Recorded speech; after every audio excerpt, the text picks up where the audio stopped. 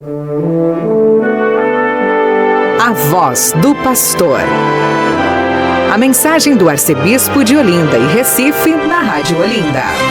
Sou bom pastor, ovelhas guardarei, não tenho outro ofício nem terei. Quanta vida eu tiver, eu lhes darei. Olá, gente querida. Está no ar o seu programa A Voz do Pastor.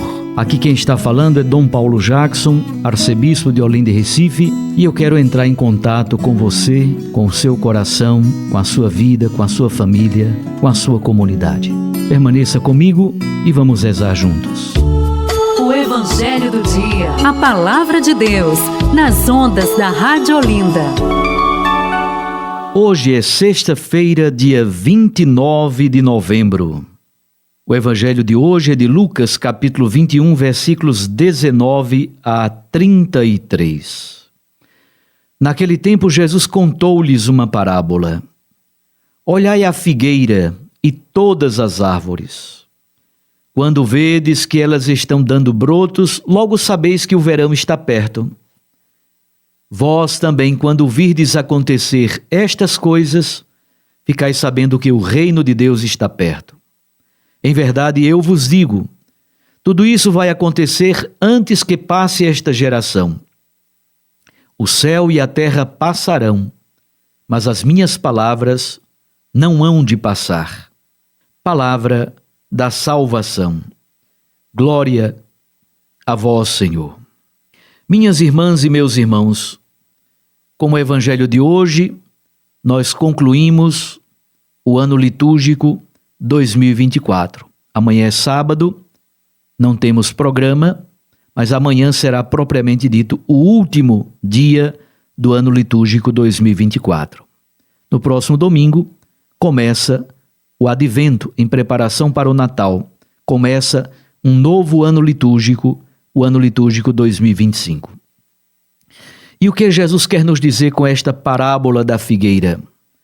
Ora, os judeus, os agricultores em geral, quando percebem que a figueira, ou quando todas as árvores, quando elas começam a brotar, é logo claro que o verão está chegando.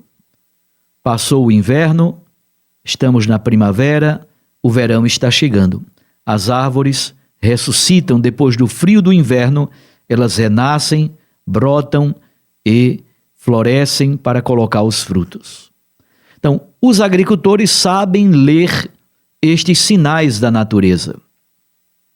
Mas Jesus quer que nós saibamos ler não somente os sinais da natureza.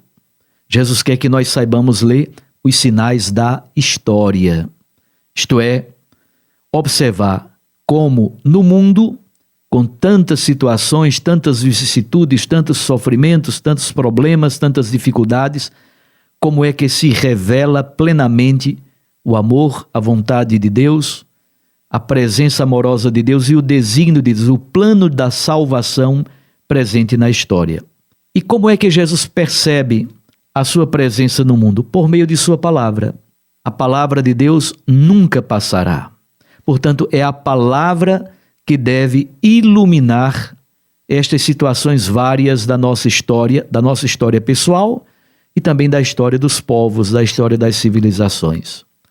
A palavra de Deus não passará, minhas palavras não passarão, diz Jesus.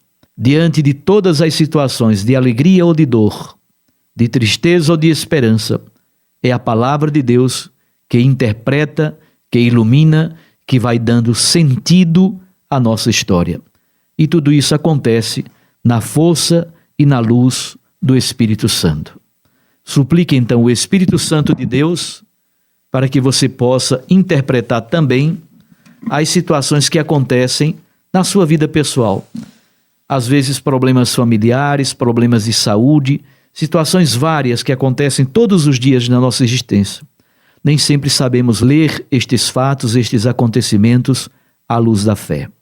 Tudo tem um propósito de Deus. Tente descobrir pela oração e suplicando a luz do Espírito qual é o plano, qual é o desígnio, qual é o propósito de Deus para esse fato na sua história. Eu recebi uma pergunta de Melquíades, lá das Graças. Diz o seguinte: com a nova linguagem que fala que a igreja, a identidade da igreja é uma identidade sinodal, então ela deixará de ser una, santa, católica e apostólica? Minha irmã, meu irmão, você que me escuta, a palavra sinodal significa algo vinculado à comunhão. Caminhar juntos significa viver a comunhão. Quando eu digo que a igreja é sinodal, eu não estou negando de modo nenhum estes 4 elementos, estas 4 notas eclesiológicas da nossa igreja. Nós podemos dizer que a igreja é sinodal, isto é, que é uma igreja de comunhão, que a igreja é sacramento da comunhão, sacramento da unidade. Comunhão está vinculado exatamente a esta primeira nota. A igreja é una, isto é, a igreja vive a unidade, vive a comunhão em relação a uma espiritualidade de comunhão. Nós somos chamados a viver nesse caminho sinodal, somos chamados a viver uma espiritualidade de comunhão, de unidade, de respeito, de reconciliação, de pacificação.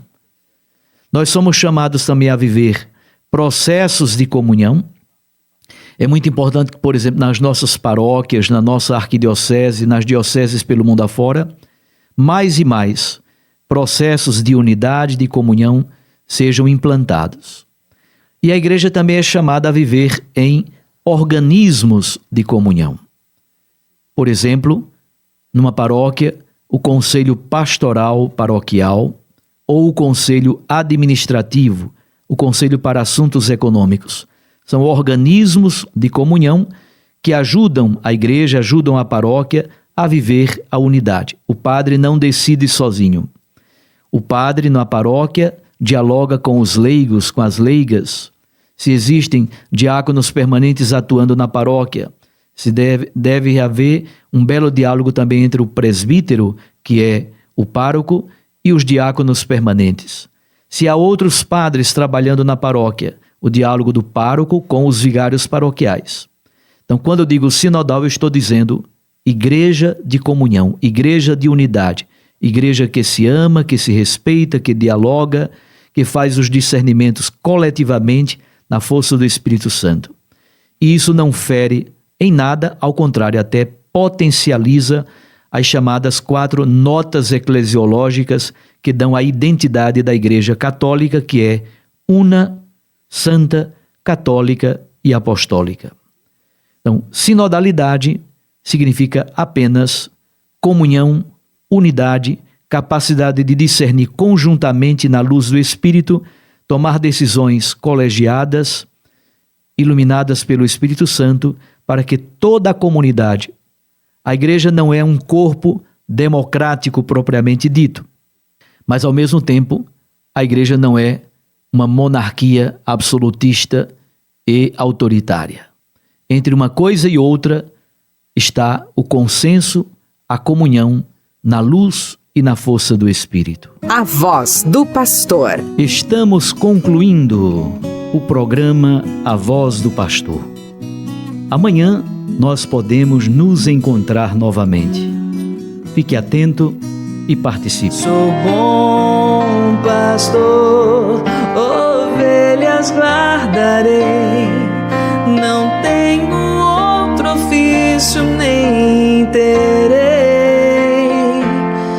Quanta vida eu tiver, eu lhes darei.